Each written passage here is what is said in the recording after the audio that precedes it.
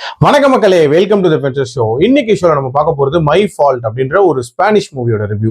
இந்த படம் பாத்தீங்கன்னா அமேசான் பிரைம் ஓடிடி ஆப்ல அவைலபிளா இருக்கு, தமிழ் டப்பிங்லயுமே அவைலபிளா இருக்கு. இந்த படம் ஒரு முரணான ரிலேஷன்ஷிப்பை மையமா வச்சு அமைக்கப்பட்ட ஒரு ரொமான்டிக் த்ரில்லர். இந்த ரிவ்யூக்கு போறதுக்கு முன்னாடியே ஒரு விஷயத்த நான் கிளியர் பண்ணிடுறேன்.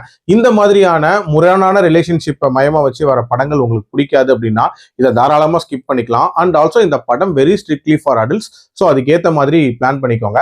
இந்த படத்தோட கதை அப்படின்னு பாத்தீங்கன்னா, நோவா அண்ட் நிக் இவங்க ரெண்டு பேருக்கு இடையே ஏற்படக்கூடிய அந்த காதலை மையமா வச்சுதான் இந்த கதை நகருது. ஆக்சுவலா நோவாவோட அம்மா வந்து ரீசெண்டா தான் ஒரு ரிலேஷன்ஷிப் குள்ள போயிருப்பாங்க. அதனால நோவாவையும் கூட்டிட்டு அவரோட ஸ்டெப் டாடோட வீட்டுக்கு வேற ஒரு ஊருக்கு போறாங்க. இவ தன்னோட ஃப்ரெண்ட்ஸ் எல்லாம் பிரிஞ்சு வரும் அப்படின்ற மாதிரி ரொம்ப கவலையில இருப்பா. அவரோட ஸ்டெப் டாடோ ஒரு பயங்கர பணக்காரரு. அவரோட வீட்டுல ஒரு பையன் இருக்கான், அதாவது அவரோட பையன், அவனோட பேர் தான் வந்து நிக்கு.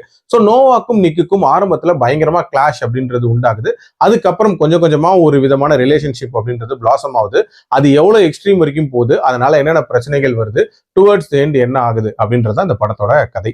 எனக்கு இந்த படத்துல பிடிச்ச விஷயம், அந்த ரிலேஷன்ஷிப் அப்படின்றது ஒரு முரணான ரிலேஷன்ஷிப்பா இருந்தாலும் அது பிளாசம் ஆகக்கூடிய அந்த காட்சிகளை இவங்க ரொம்பவே நீட்டா காட்டியிருந்தாங்க. அதே மாதிரி இந்த படத்துல ஒரு சில சர்ப்ரைஸ் மொமெண்ட்ஸ் வச்சிருப்பாங்க. உதாரணத்துக்கு அந்த நோவாவோட பாஸ்ட் லவர் அவன் ரிட்டர்ன் ஆகக்கூடிய அந்த காட்சியா இருக்கட்டும், அதே மாதிரி நோவாவோட அப்பா பத்திய சீக்ரெட்டா இருக்கட்டும், அது எல்லாமே ஓரளவுக்கு இன்ட்ரெஸ்டிங்கா இருந்துச்சு.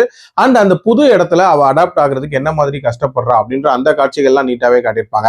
ஆல்சோ இதுல ஒரு மாஸ் சீன் அப்படின்றதுமே வச்சிருப்பாங்க. அந்த கார் ரேஸ் சீன் அப்படின்றது உண்மையிலேயே நீட்டாவே இருந்துச்சு. டியூரேஷன் வைஸ் 2 மணி நேரத்துக்குள்ள முடியக்கூடிய படம் தான். பார்ட் 2க்கான லீட் அப்படின்றதுமே கொடுத்து முடிச்சிருப்பாங்க. இந்த படத்தோட ஒரு மிகப்பெரிய பிரச்சனையா நான் பாக்குறது, ஒரு கட்டத்துக்கு மேல அந்த ரிலேஷன்ஷிப் பிளாசம் ஆனதுக்கு அப்புறமாட்டு இந்த கதையை தேவையில்லாம டிராக் பண்ணாங்களோ அப்படின்ற மாதிரியான ஒரு ஃபீல் இருந்துச்சு.